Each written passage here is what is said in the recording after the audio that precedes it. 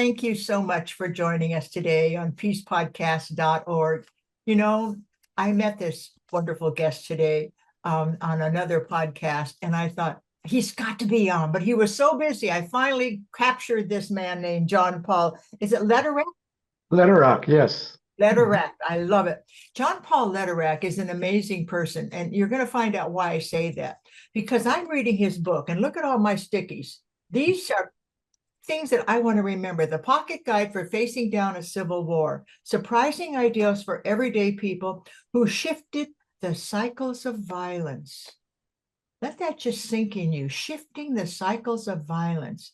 I'm Barbara Mueller, and you're listening to peacepodcast.org. Why? Because the mentors that are on my program allow you to think, well, maybe I can do that. Maybe I can learn from what Paul's going to talk about, John Paul, today. And maybe those are the things I need to hear, because when you hear something, it changes you. And I know about the voice. The voice is very important. So, John Paul, I want to thank you for being here today. Well, thank you, Barbara, for having me. It's absolutely an honor. Appreciate it. Sorry it was so hard to trace down. Busy days these last few months. Well, I just know what you're talking about. And John Paul, I'm just going to give you a couple of sentences about him. Considers himself a practitioner scholar who seeks to bring integrity, curiosity, and wholeness to the understanding of conflict, transformation, and peace building. Now, think about that. Think of those words. He brings his talents to conflict, transformation, and peace building. Now, I'm going to read something from his website. His website is absolutely wonderful. He will share that with us. We must find our way back to humanity, to the wellspring of love that gave us all birth and has the capacity to shift the affairs of enormous, and what is that word? The affairs of enmity. Is that enmity? Correct? That means to be enemies, to shift the affairs of being enemies. Well, you know what I thought it said was shifting the affairs of eternity. That's what I said, but now I see it's different. That you yet were born and await the gift of our imagination. You know, I'm always talking about my late husband, and John Paul. It sounds like you met him. I did indeed. Yes, I had interactions with him, particularly around the time period where I was working with Somalia. And I'm not surprised, because he was always talking about the work that he did there. But it was the imagination. And I said, yet to be born, await the gift of imagination. He always said, what you think is what you get. What you imagine our world to be is the world that we become.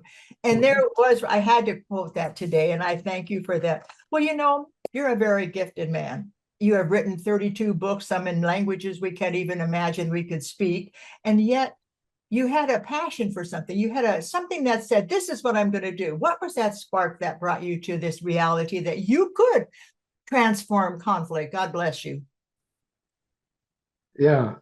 Well, thank you. I suppose I would have to start by saying it was certainly by way of birth. I was born into a wonderful family with wonderful parents who exemplified much of this in my life. We come from a religious tradition that was very much given to pacifism and a peace tradition in which I was brought up.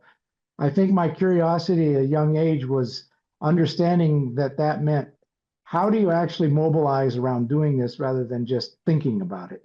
And I was driven very much by that. I left my sophomore year of college to go into a voluntary service program as an alternative to what was the very end of the Vietnam War, which led me into an encounter in Belgium with people from numerous French-speaking countries in Africa, Rwanda, Burundi, then of course Zaire, but now Congo, Latin Americans who were displaced from situations in Argentina, Uruguay, and Colombia. And this was my school for 3 years, was being somebody who served meals and cleaned rooms and sat late at night playing chess with people who were coming from countries that were suffering deeply. And my driving question was, is there a better way to understand this thing that I believe in, but actually find practical ways to engage? And what I found, it took time, but I found an undergraduate program in peace studies.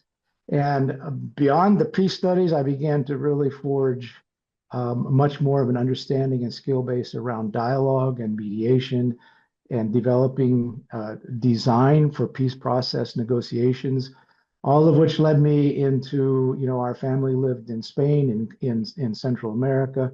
I've worked in various countries in Africa and Asia, and very much envision my work as accompanying people, especially people in local communities that are most affected by these situations, in how they are innovating from the worst of conditions, ways to move forward and push back on the violence, but also create whole new platforms for engagement that began to create shifts not only in their community, but offered a light to many other people around their countries and beyond. So practitioner scholar means I could only take so much time just thinking and writing. Everything that I do has come from, as much as possible, reflection on direct experience and the complexity of that experience and trying to bring some integrity to it. Reflection, and then you call it in the book, look for your pockets. Look for your pockets. Talk about what that means. Look for your pockets. Well, obviously we have this whole tradition in book writing that are referred to as pocket guides, which typically are really tiny. You stuff them in your pocket. This is a little bigger than that.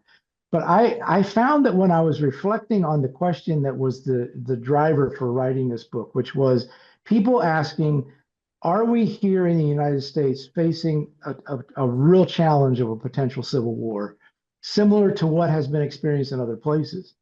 And they often would ask about if there is one comparative example. And what I found myself trying to respond with was, there will be no perfect comparison, but look at the dynamics. And over and again, I came back to my own writing, which said these things emerge in pockets. Both the rise of violence is not miraculously top down, although there's a lot of that can be found. It's about ways in which, from the margins, violence begins to creep in and becomes so powerful that the dynamics sweep us. And so when I use the word pocket, it wasn't just that it's a short book, because it is. It was about understanding that the real engagement happens where we live, that we have to go to the pockets of where these dynamics are happening and where we have access and connection, and that we are capable of being a part of the change that is needed to both slow, if not shift the direction of that violence toward better understanding and dialogue, and refuse to have it undermined our basic understanding of who we are as a people, a very diverse people that need to find a way to push back on the notion that we will never have and will never accept politics based on violence. We have to have politics based on deliberative dialogue, and that starts where we live. So that's why I say, watch your pockets. You can see your dynamics of what is happening. So the whole book is constructed on two ideas. Every chapter takes a particular dynamic that I have seen very prevalent, describes how it functions, and then describes what people did in various locations around the world to push back on that dynamic so it did not lead toward further violence. And in their cases, quite often, they were climbing back out of open warfare. So that they were not in the place where they're just imagining that this might happen. They were actually having to work against very difficult circumstances. And that's, I call it the pocket imagination. They started where they lived. You sure have talked about pockets. And, to me, that's become strategic. When you identify the politics, access, and connections in your local area, then you have what I call in your book strategic hope, because you are doing something that is aligned with what you already know. You don't have to learn it. You just know it. And then you know what you can do to coalesce and get people on your team, for want of a better word. Yeah. Well, I make a very strong case that we don't have to go very far to find the diversity that we need to deal with. And by diversity, I'm not referring to that as just kind of the normal It's about deep differences of lived experience and viewpoint. And yet, where we live, those things take on real life challenges. What do we do about construction, housing, education? You can go to any range of things that are now very controversial. And you discover, hey, I actually care about this. And the only way it's going to shift is if I have relationships with improbable sets of people where I live, that if that improbability comes together, it creates something that surprisingly makes people take a second look and sit up because they can't just push us into the corner of being with one side or the other. So I make a real strong case for sitting down with people you know, but thinking strategically about your relational network where you live and locating people who are coming from different lived experiences who, if they can move together, create possibilities that would have otherwise been thought impossible in these situations. I kind of like that because that means you don't have to get in the car and go somewhere far away to save somebody else. Save yourself in your own location. Take care of what's going on in front of you. And you'll find opportunities, as I have with the United Nations Association and with Rotary clubs. And we, stay home and do the work, right? That's right. And I think that, the things that you're mentioning are exactly what I'm after. Rotary Club, for example, is often a real mix of folks that come from different backgrounds and perspectives. Your local libraries. Yeah, I'm getting a lot of calls these days from people involved in health, local clinics and hospitals and other places that want to work on issues of health, but are finding that even within their offices and within their towns, there's controversy around these things. Yet these are the things that people really care about and need. And it had a real parallel, quite frankly, to things we worked with in places like West Africa. So if you go during the war in Liberia, just as an example, the Christian Health Association of Liberia was an association of local clinics that were more mobile in nature, that they were located around the country. But when the country became really divided, what they found were that their people were moving in across all the lines of division and had real capacity to stitch conversations. So by paying attention to where they were located and who they were in conversation with, they became a real resource for restitching the fabric that had torn Liberia apart. Well, those same dynamics, they're very different in the ways they may express themselves here, but that's the dynamic that we're looking at, that you don't have to go far to find ways to engage with key people around significant conversations that make a difference where you live. And that's the real pushback long term on the things that lead us toward, resignation to violence, which I think is the greatest tragedy that we have in human history. Exactly. And I was thinking I wrote the book Revolutionary Conversations because I wanted people to have that dialogue. And sometimes you're confronted with somebody who's the opposite of you, and you want to just tell them, well, why they're wrong, and you want to just tell them what they can do about it. But that doesn't work, does it? No, it takes a lot of patience to sit with and listen.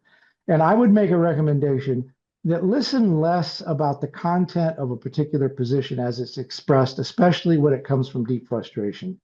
Ask more open, invitational questions about what people have lived. How did they get to where they're at? What has been their life experience?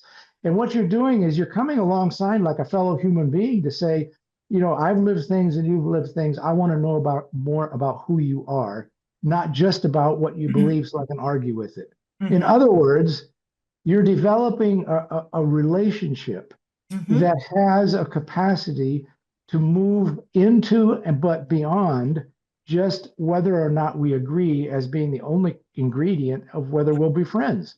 Mhm. I think this is the key for the future of our country. We need to understand friendships and connections and relationships as part of what democracy both offers and requires. It requires us to be in conversation around who we are and the things that we're pursuing.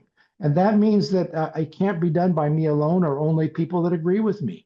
That's not the point of it all. And this goes way, way beyond elections. This is about the daily life of engagement in things that matter to people. And to do so where you live, I think follows one or two very basic principles. One of them is the principle of accessibility.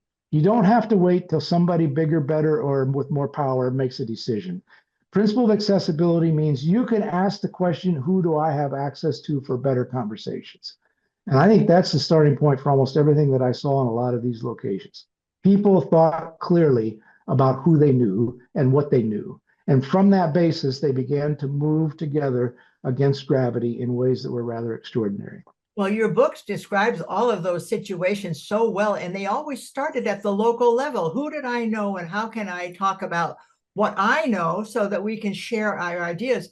I remember a group of women getting together and creating more harmony in their marketplace. And Yeah. that became a solution to the violence in their community. But they knew the market because that's where they were on Saturday. And then they started the conversation. In my book, Revolutionary Conversations, I always say, if somebody says something to you and you don't agree, just stop for a minute and breathe, stop, and then ask for a little help. May I ask you a question? Where did that come from? How did you form that opinion? And then I go into stop, help, ask, risk. And when I really understand who I'm with, then I say, what about this idea? And then we have the conversation, which is the E, explore. And so stop, help, ask, risk, and explore. Why did I write this book? Because I saw negotiations failing with my husband. And it was because they didn't understand how to have that relationship conversation, right? Yeah, absolutely. Yeah, And and your outline is absolutely perfect. I think that one of the things we need to do is to create that pause, what you call stop, that pause for curiosity to come back in. mhm, And we can't demand it of others if we aren't willing to offer it ourselves. mhm, And I in the book I described that I think it's related to the word respect, because in Latin the word respect, re specere, mhm, specere is actually to watch or to observe or to look. So that's why spectator and respect have a common root in Latin. And so if you look at the word respect, it has that little re in mhm. front of spacere, which means that you stop, you turn, and you look again. And that's precisely what you're describing. It is that ability to be present enough that you can invite difference into your life without it ruining your life, but rather in emboldening and expanding an understanding. Listen to understand where people are coming from and how they have arrived to where they're at and what is at their deepest level. And often that kind of what you refer to as combinations of openness and exploring is invitational enough that people are willing to share those parts of their experience that they may not fully share because they're worried about being rejected or having an idea be less than powerful in their estimation. And so this ability to, I use the word accompany, to come alongside Mhm. is what is needed for a conversation because by my view, it's never a one-off thing. Mhm. It's about an ongoing process of really getting to deeper layers of understanding. And that's, I think, the absolute ingredient most needed. So your description couldn't be more perfect from your book. I like that. Deeper levels of understanding, deeper levels of relationship. And that only happens when you have those conversations. And when you get right down to it, explore is what we really want to do anyway. I really want to know you. That's why I do these podcasts. I want to know you. Who are you? How did you get where you are? And then it sounds like you've always been in the right place at the right time. Do you look at your life? Do you look back at your life and look where you've been? Is that true that you just took advantage of where you were to continue the work that you knew needed to be done? Or did you create the situations? No, probably the former. Although sometimes people would say, wow, you got caught in the wrong place at the wrong time because it comes with a lot of pressures and tensions. But yeah, I look back, I can give one or two examples, certainly. I came into Europe and to Belgium, but eventually down to Barcelona and Spain in the years that the Franco dictatorship was concluding. In fact, I lived in Spain in the first year that they had their first elections in 40 years. And those elections went from establishing a constituent assembly to then legislatively writing a constitution to voting for a constitution to then voting for a first government post constitution and then having regional and local elections all in the course of a period that I was living in about 18 months in that particular time frame. And what I had opportunity to do was to really give deep study. It was the source of my first book. Really, was looking carefully at the people who were proposing a way to come at this historic conflict that Spain had experienced with the use of nonviolence. Mhm. So I wrote a quasi biography in the sense that it was about people's lives based on oral history of how nonviolence emerged within Spain in response to this dictatorship, and how that was a platform from which many things began to emerge. So you could say, well, that was an interesting place for a 21-year-old to land, but clearly that was the big piece of that was very formative in my life. It's similar to my wife and I, taking a very young family to Central America, where we were engaged at a time in the region when there were three open wars: Salvador, Guatemala, and Nicaragua, and becoming deeply involved with, by way of simple outreach to people who were asking for accompaniment around how they might better respond to conflicts in their local communities when those were becoming very violent.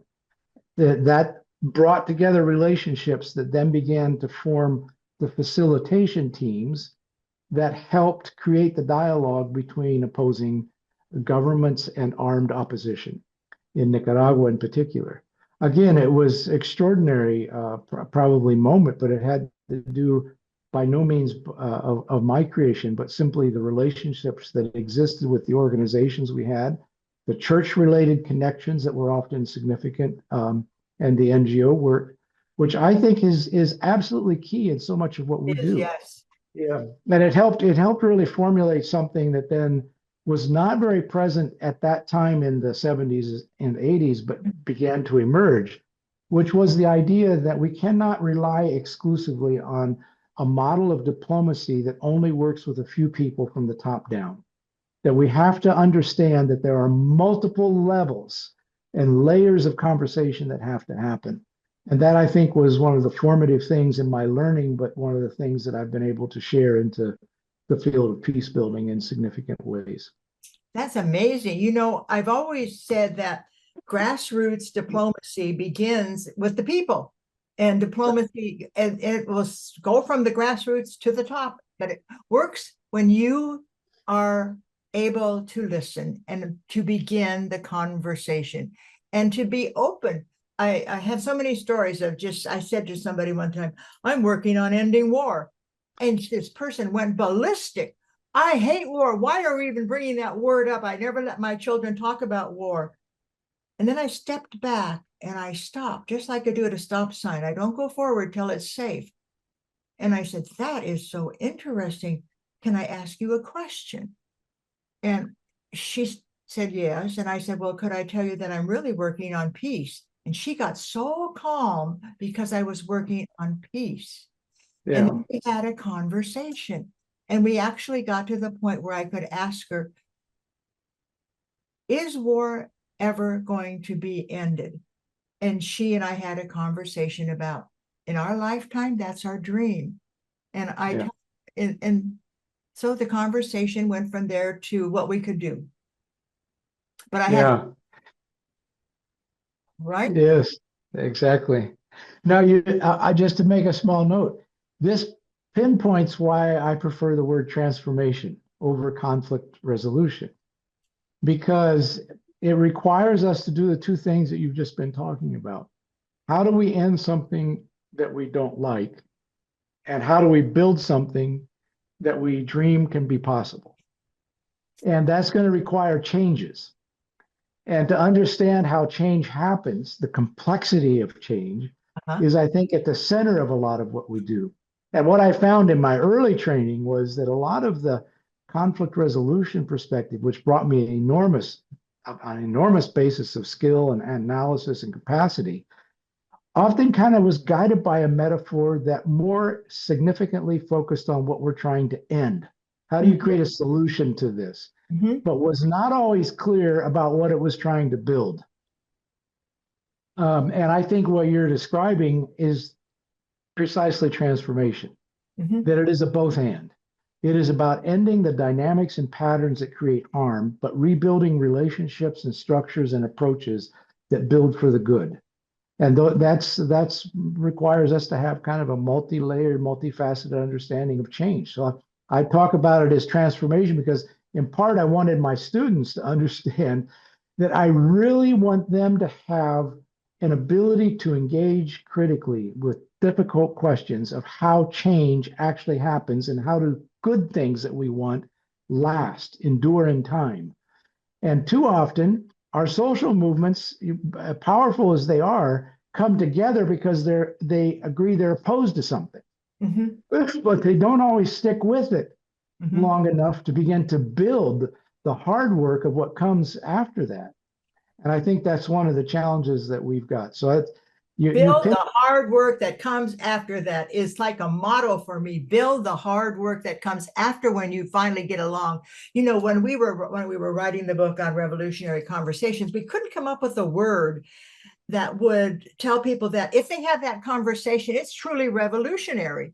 Because if they understand each other, then there's something that mixes into it. And I wish I would have had the word transformational, because transformational conversations is what happens.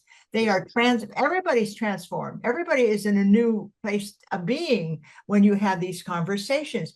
And my truth is, I did a radio show at the University for Peace called Inspiring Conversations. And I would interview all these people like Gallup and Jane Goodall and all of those. And I would say, what inspired you in your life? What was it that inspired you? But that word from inspiration to transformational is really kind of a path that we should be traveling. And that transformational is the changed behavior that you want to create.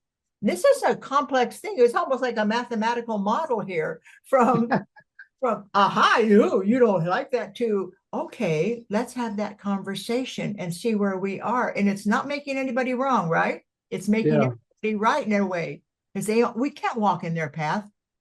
yeah. Didn't walk in Well, their. and so one of the ways I talk about transformation is to take note of at least four areas of change that are happening interactively together. And you've touched on a couple of those, so let me just highlight them. One is that really significant conversations open up possibility for personal change. That we begin to have an ability to take a look at others and to take a look at ourselves. And that's revolutionary, like you put it. But it also opens up possibilities of relational change, that we begin to see our relationships in ways that, and I have a very much of a relationship centric understanding of Uh-huh. enduring change. It's about the quality of relationships as much as anything else. But it also opens up a possibility to look at ways that we organize our wider collective relationships. That's about the structures and the institutions and the ways that we create collective commitment of how we're going to be together. And structural change is often where people have some of their deepest grievances, that it doesn't do enough, it does too little, it leaves us out, it doesn't respond to our needs. There's all kinds of ways that these things are about those big pictures. But I think at the ultimate level, one of the things that you're describing is that this is really about a cultural shift. It's about a change in the deepest culture, that we believe that change is possible by way of dialogue instead of by way of guns. That it's possible to have wider engagements of our hardest, most difficult issues without reliance on making that a violent conflict. And so that starts all the way from childhood through, the very last years of our lives. It's about a lifelong journey. But I think the core of it really sits in the things that you're describing. It's about the changes in the quality of relationships where we begin, but then expanding that out to look carefully at how we can engage in ways that's about the wider collective good.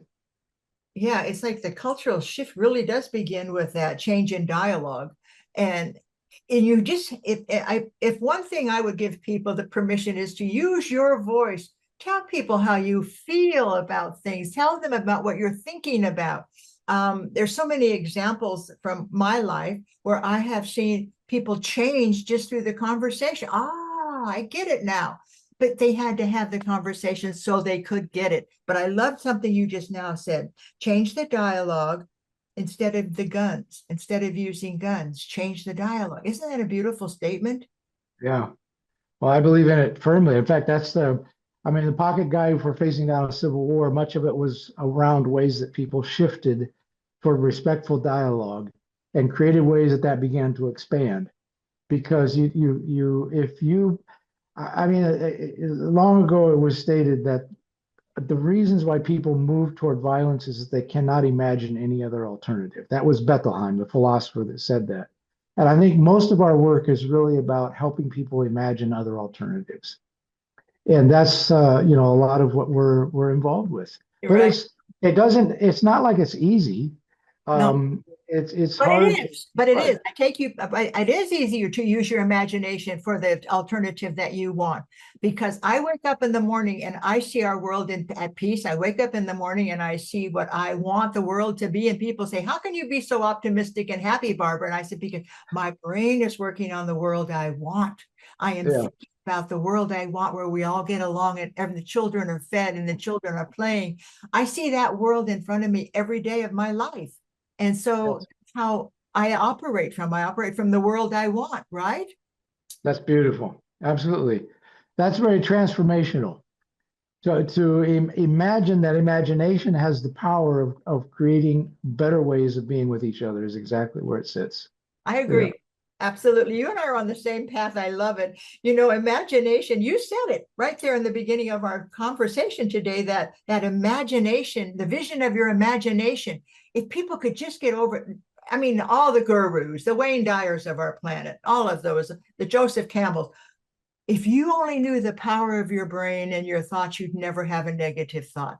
Just the power of that alone, if they can get that. If you get one thing today, you listeners, you wonderful people out there who subscribe to us and watch us every week, remember that it's you we are looking at, your imagination that creates the world we want. Am I on the right path here, John Paul? Well, yes, I think it's the greatest, maybe underused resource that we have. And I wrote a whole book around this. So I'll just make mention of another book if people are interested. It's titled The Moral Imagination, the Art and Soul of Building Peace. Say that again. The Moral Imagination, the Art and Soul of Building Peace. Wow. And what I really was working with in that book is that the capacity to imagine is about the creative act. And I really had 4 points that I felt comprised what I refer to as, and many people have used the phrase obviously, but in the context of really protracted conflict, what moral imagination was, is that it required an imagination that my well-being, my children's well-being, and my grandchildren's well-being is actually intimately tied up with the well-being of my enemies' grandchildren. That we are caught in a web of relationships, and we have to be able to imagine that web of relationships around the well-being of our wider collective whole. So the first imagination is imagining the web of relationships that is inclusive of those that we fear or those that we view as enemies. The second was this point that we talked about earlier. Imagination is curiosity, that what presents itself on the surface has layers, and we have to be able to imagine that there's more to this than meets the eye and meets the spoken word, that there are other levels of that. And to have a robust curiosity is an absolute key to that form of imagination. The third one, which is the one I wanted to get to because I think it's really key, is that we as in the human species have this extraordinary gift that we are capable of the creative act. We are capable of bringing into existence that which does not yet exist, right? And within that, we are more akin to an artist than just a technician. And that imagination is about imagination itself, that it is possible to imagine alternatives. Your statement was, the world that I'm hoping to create is the world I want to live into today, right? Well, that is a constant form of imagination.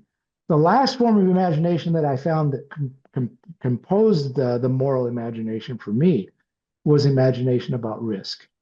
And what I found in places where there was a lot of violence is that people had to be very cautious because taking the wrong step could mean a lot of danger for your family or even loss of life. So their imagination of risk was never about jumping from one mountaintop to the other. It was about imagination of the risk I can take today. And Right. that's why quite often they imagined the small steps of reaching out, the women of Wajir, reaching out to other women in the marketplace. The campesinos in Medio Magdalena, reaching out to other people in their own community about what they were experiencing. That imagination of, but once they make the journey and they look back, it looks like a big jump. But when Mhm. they actually describe it, what they're describing was imagination that said, I can take this risk together with you today. And it's one step on a long journey. Those were the four forms of imagination that I described that I felt really were transformative in a lot of settings of violence. And I think it's key. Absolutely. See, it's my book says stop, help, ask, risk, but you never take your risk until you have built the foundation. And you are saying exactly the same words. Build your foundation that will allow you to take this risk, maybe with the community with you, taking the risk with you. And that's when you get to explore. You know, really, I almost feel like there's a new chapter coming out here in your book and my book from the conversation we're having today. And I appreciate you. You know, I'm really glad because now, if I would have had you on early, we wouldn't have had this tapestry of what's not working. Let's call it that.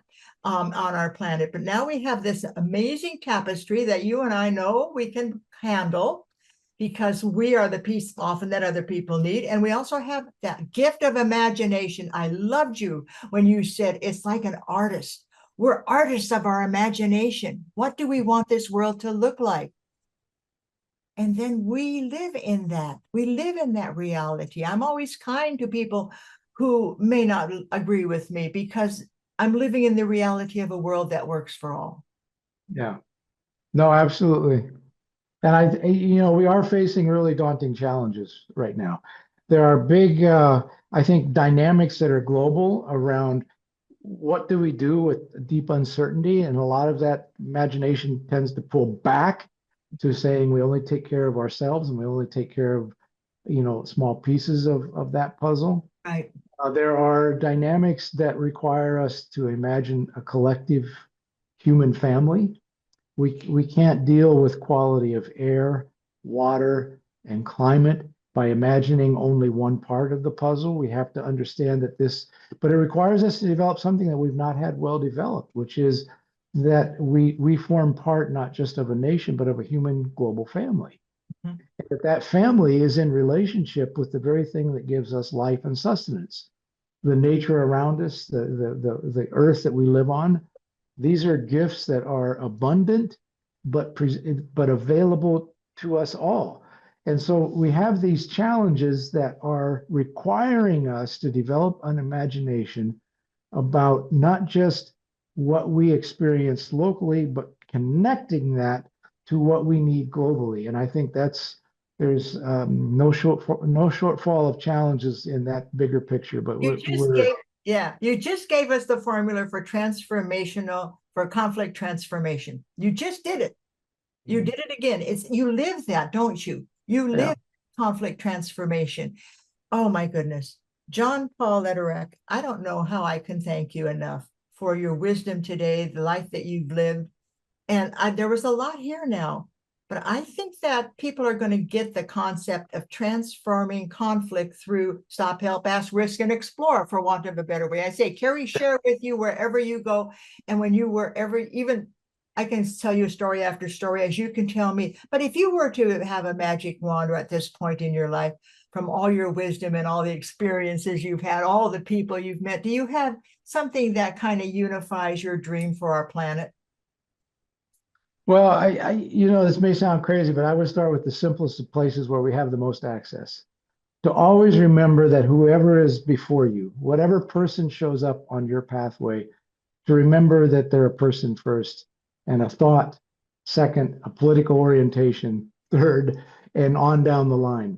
That is that we essentially, where you started, that is my fundamental belief that we have to find our way back to humanity. We have to find our way back to rehumanizing that which, by the nature of deeply toxic polarization, often drives us in the ways of dehumanizing others, of seeing them as less than us or as distant or a threat to us.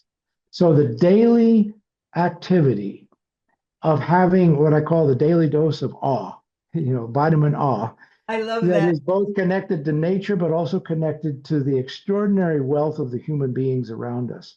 And to never lose sight that whoever it is that we're with is a fellow traveler, a fellow human being first.